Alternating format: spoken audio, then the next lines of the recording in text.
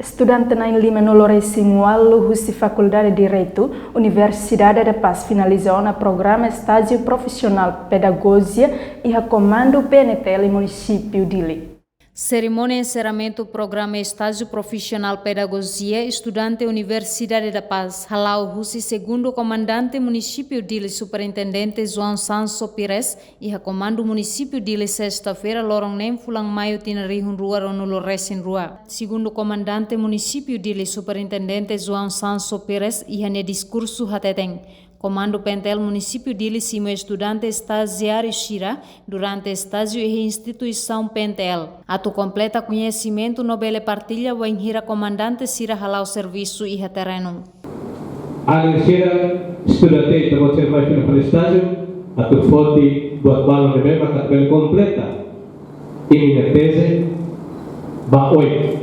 E deve que você vai atu bele partilha o minha comandante escola Shira sempre seksama sera e terreno porque por malo de dia que estava sera onde estava sera implementa e estava sendo estudo e cozinha.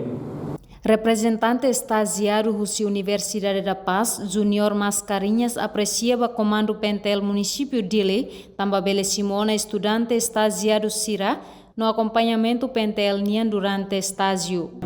A cara que tomamos a menina apreciação boa para excelência comandante comando Pentel município Dili, onde a comitiva toma, também belisimo a estudante estagiário da Universidade da Paz, no oferece uma fase Miami, onde halau a minha atividades estágio profissionais durante fulang idane larang ia comando Pentel município Dili.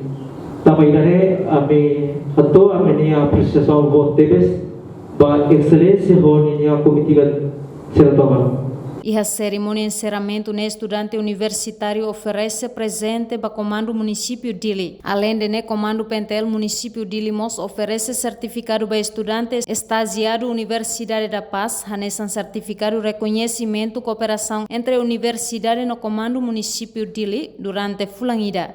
Reportagem da Zaveira Televisão Timor Post.